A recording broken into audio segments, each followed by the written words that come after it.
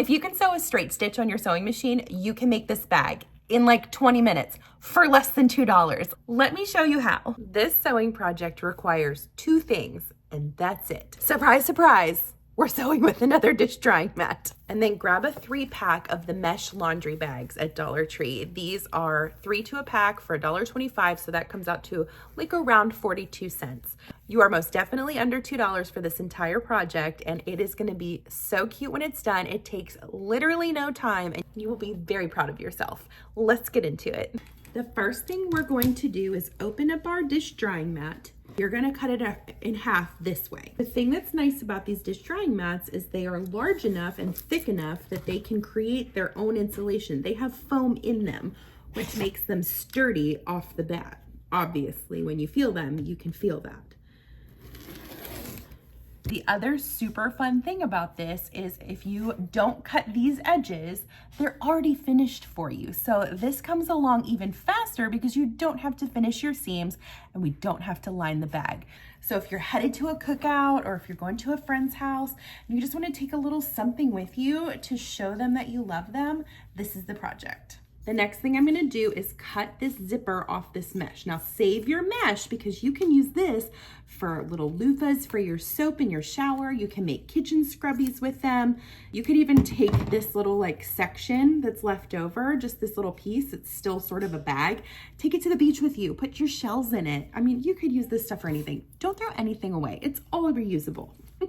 And this mesh is so easy to rip off. It doesn't take any time to just pull it right off that zipper. And as I said before, this is a beginner friendly project. So we're not getting into a whole lot of depth with like zipper tabs and all kinds of other stuff. We're making this very beginner friendly. I want you to literally look at this and say, I can do that, and go do it for less than $2. Once that mesh is all ripped off your zipper, you'll see that the zipper is exactly pretty much the length of your top of your bag. I want you to lay this down on the pretty side of your fabric. Lay it pretty side down. And here's a fun trick. Leave that zipper tape sticking up about 1/8 of an inch past the top of your raw edge. This will come into play in a few minutes once we sew the zipper on, and I'll show you what we'll be doing with it. It's a little cheat for making a finished edge out of a non-finished edge. Okay, so you've got your zipper tape sticking up about 1/8 of an inch from the top of your bag. And we're gonna go to our machine and sew this zipper tape down. Let's go. I'm feeling sassy today, so I'm gonna use red thread because I have this beautiful red fabric and I think that would accent it very nicely.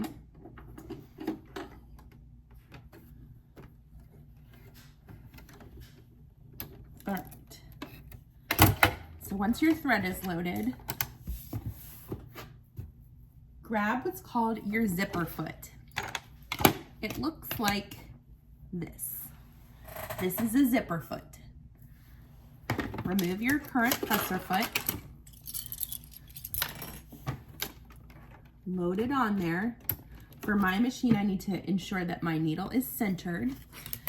And then we're just going to line that up so it's just next to those zipper teeth without sewing through them. Make sure you always start with a back stitch. And I would keep your finger right where you're in front of that presser foot to hold your zipper tape down and keep it from bubbling up. And try your best to keep that 1/8 of an inch steady right along the top, sticking up over the top of your bag, because we're gonna fold this down in a minute and it's going to automatically, with that 1/8 inch, cover up the raw edge of the top of our bag. I love little projects like this because if you have, let's say, like 15 minutes left of your nap time for your kid and you need to do something that just makes you feel good, this is one of those projects that you can do in a hurry, and it turns out cute every time. And it's giving you good experience with that zipper foot and learning how to get more confident with your zippers, because this is just the beginning. Once you learn how to install a zipper, you can make dresses and garments and pants and all kinds of fun things. All right. So this is what it should look like from the front, and on the back, when you fold that down, if you left that 1/8 inch, see how it just disappears? It's gonna cover up that yucky raw edge that's sticking out. So what we're gonna do is I'm gonna top stitch this, but I'm gonna top stitch it from the back so I can keep an eye on where I'm sewing. Switch back to your regular foot for this. Fold your raw edge down, and I want you to sew right along this line, right along that edge there, so that it really encloses everything. That's why we're sewing this from the back. Typically you would top stitch from the front, but if you do that, you may miss some of your measurement if your measurements aren't exactly on, which if you're just beginning, they may not be, and that is totally fine. That is normal. This way, you can keep an eye on it better. We're just going straight across to hold that little zipper tape in place. This helps when you're trying to zip the bag because sometimes those zipper teeth can get stuck in runaway fabrics, and that is bad. Okay. Now, if you're coming up on that zipper pull and it's getting in your way, which mine is about to, I'm going to lift my presser foot and just move it. See ya. Not my problem anymore. Okay, work your way to the end of that piece.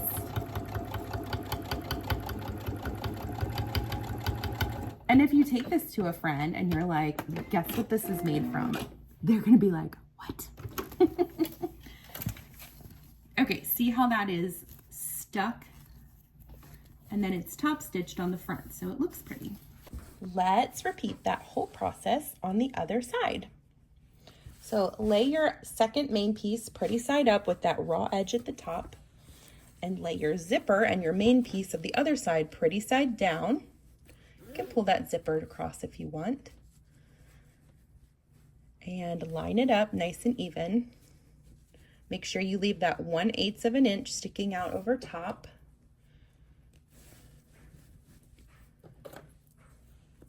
Beautiful. Have I mentioned that I'm so proud of you? If you're following along with me and you're doing this, then I'm really proud of you. All right, we've got that 1/8 inch sticking across the top. And I'm going to take this back to my machine and we're going to sew this side of the zipper, and that will connect our two main pieces. So switch out your zipper foot. Start with a back stitch, and I want you to sew fairly close to those zipper teeth without crossing over the zipper teeth. I have been so unbelievably proud of you all for all of the beautiful creations you have been sending me over email and by message and comments in my posts. I'm in awe, and I am giggling because some of you are angry that the Dollar Trees are sold out of dish dry mats. I actually took my kids there yesterday, and I was looking on the wall where they normally are, and they were all gone. But then I turned a corner and they had a whole cart full of them that they were about to restock. So I bought a few more because I have so many project ideas in my head. This fabric is perfect. It just screams summer. And who can't use an extra little zipper bag for all kinds of things? Especially if you have kids. Like, my kids are constantly taking my bags and all my creations. I'm just moving that zipper tab out of the way, zipper pull out of the way, excuse me. Okay, back on track. Make sure you're still maintaining that 1/8 inch hanging over the edge. And if you don't, and that doesn't work for you on this project, don't stress it, okay? The world will keep turning if some of that raw edge is exposed, I promise. We're not here for perfection. We're here for learning and growing. All right, this is what you've got. Once you get to this point, we're going to go back and turn this zipper tape down.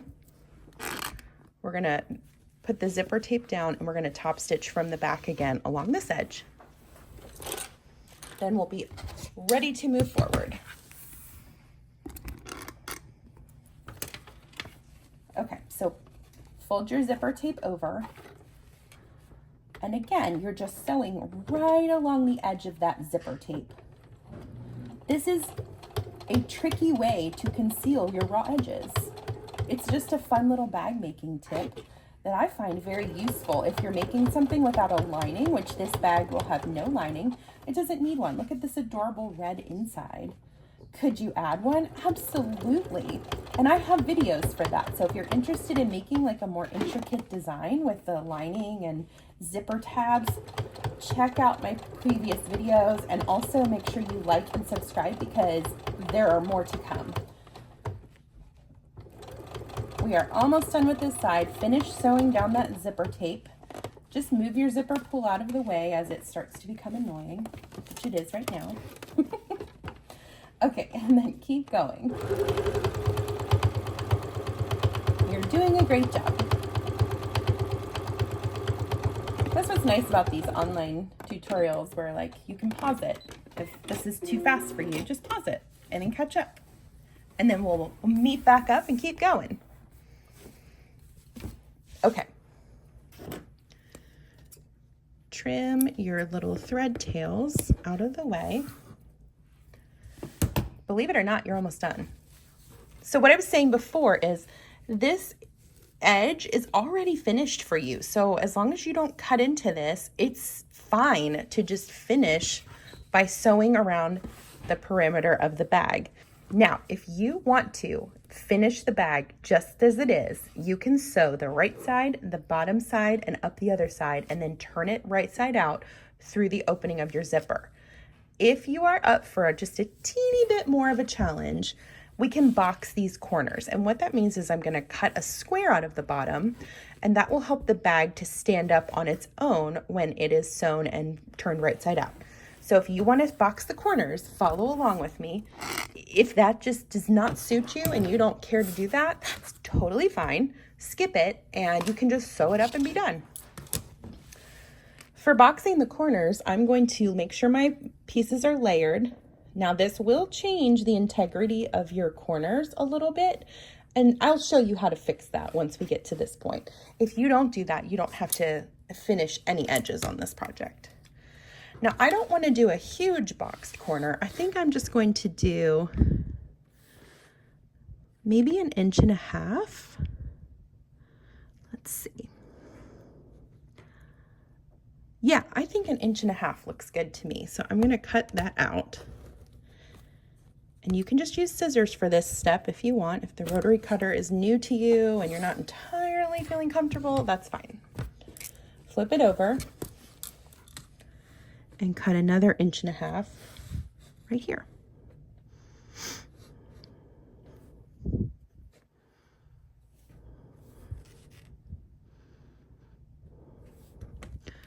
Lovely.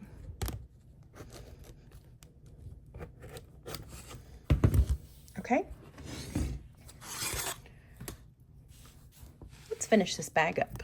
To complete the bag, I am going to sew. If you're a beginner and you want a little grace with your seam allowances, I would do 1/2 inch, and that would be here. If you feel a little more confident in your sewing skills, do 1/4 inch or 3/8 inch.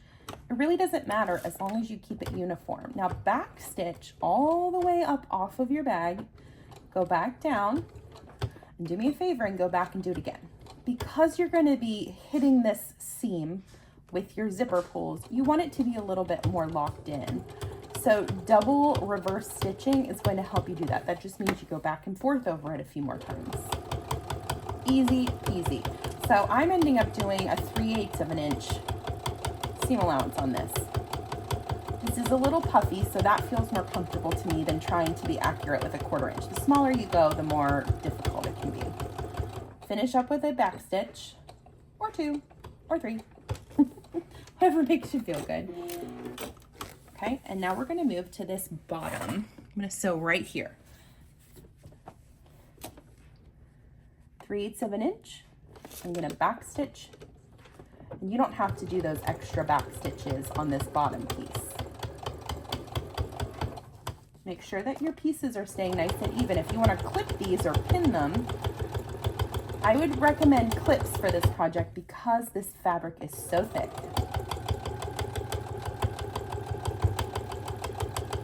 This watermelon one is my absolute favorite of all the ones they've put out. And I'm hoping, we've got the summer collection. I'm hoping they're reading the room and that they're going to come out with some cute fall ones as well, because we'll have even more projects to do then. Okay, flip it over. Remember when I told you about doing that double reverse stitch? Let's do that again on this top side. So I'm going backwards, I'm going forwards, I'm going backwards, and now I'm going forwards again. Locked and loaded. Okay. Keep your fingers right here. Now your feed dogs, which are underneath your presser foot, they're the thing that pulls that fabric through. So there's no real reason for you to be pushy with the fabric. You're there as more of a spirit guide, if you will. All right, we've got the edges and the sides, everything sewn. All we have to do now is box our corners. So I want you to open it up like this and match your seams and push all that other fabric out of the way. And it helps if you sort of put one seam this way and another the other way. That's called nesting your seams. And it really helps out at this step. And we're gonna just do the same seam allowance over again. 3/4 of an inch, straight stitch all the way across, back stitch, and cut. Look at that. Look at your beautiful boxed corner. We'll come back to this a second and we will finish this. You could also just leave this if you're not worried about it. That's fine. If you're looking for a more finished look, I'll show you how to fix that in just a second, just using your sewing machine. Now, could you use a serger to finish these edges? You absolutely could.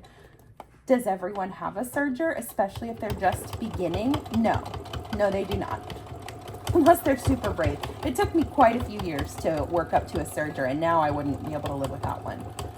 But that just may not be in your sewing arsenal yet, and that's totally fine. The way that we're going to remedy this is a zigzag stitch. Let me show you that on my machine. Now I have a computerized machine, but you can also on like mechanical machines, there's usually a dial that has a zigzag on it. This is the zigzag. I'm gonna up my width. This is how big your zig and your zag are. I'm gonna up it to like 5.5 because I really want it to be wide to get over these large fabrics. And this you can leave just as it is. That's your stitch length. I'm going to take my fabric and line it up. Start with a back stitch. And I'm pretty much letting that right side fall off the edge of the fabric. And what that's doing is wrapping itself around, overcasting basically on my fabric to help it from fraying. You could also cut this with a pair of pinking shears if you wanted to. Just do something to keep it from fraying. And if you want to, backstitch and start all over again. If that doesn't feel like it's gonna give you enough coverage, you see that right there. See how it did the zigzag all the way across? If you want to run it through again, it's your prerogative. It's your sewing space. It's your sewing machine. You do whatever the heck you want. Another thing you can do is lower this stitch length. I wouldn't go too low because then it'll just take like 150 years. But let's try 1 millimeter and maybe that'll put the stitches a little closer together.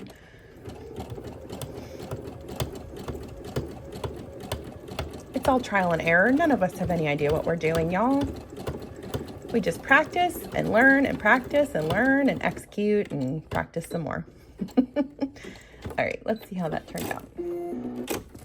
I think that's pretty good. I'm not gonna worry about this because it's on the inside of my bag, and if somebody wants to pick that apart, they don't need to. What do I always say? They're obnoxious and they don't deserve a bag from you.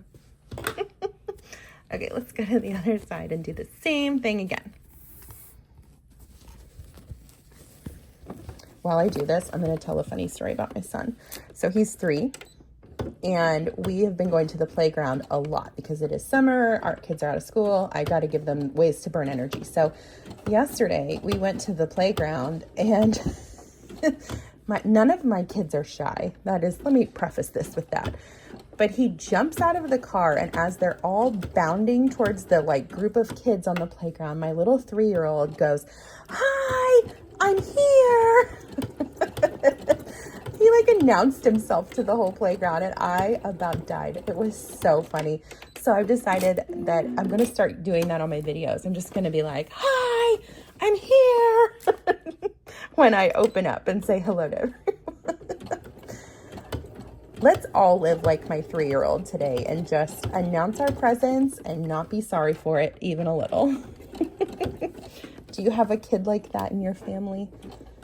Mine's the baby. He's the one that well, two of my kids are pretty fearless. One of them is a little more cautious, but not by much.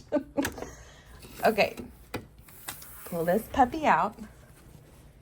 Let's trim up those thread tails. These are my favorite sewing, like little snippy scissors. They're my 3.5-inch Ginger stork scissors, and I just love them. You can get them in my Amazon store. They're kind of like my signature item. Like I will always have these in my hand. They're the first thing I reach for when I need something to snip something with. Now, if you want, you can just leave these zipper tabs the way they are. If you have a little bit of this fray check, it doesn't hurt to put a little bit of that on there. And I'm actually going to trim this just a little bit to get some of that area out of there and start fresh with the fray check. And what this does is it just helps keep things from fraying out. It's sort of like a glue, but like a loose glue. I don't know how to describe it. It's great for when you make buttonholes to put in that little divot where the buttonhole is, because it'll keep those fabrics on the inside of your buttonhole from fraying. That's what I mainly use it for, but it can't hurt here. Not necessary, just something you can do if you want. So I'm just gonna zigzag right across these teeth here. And that's gonna give it just a little bit of extra security. All right, let's see how it turned out. Push that zipper open with your finger. Can you hear my son singing in the background? Clearly nap time's going very well today. Push your corners out with your fingers. Luckily, we're almost done and I can go get him. Remember when I said you need like a 15-minute project to just clear your head? That's what this was for me today. All right, push your corners in. I mean, like, guys, this looks like a bag you would pick up in, I don't know, a nice little store. If you want to get creative with it, you could hand sew like their initials on it, or if you have an embroidery machine, you could do that.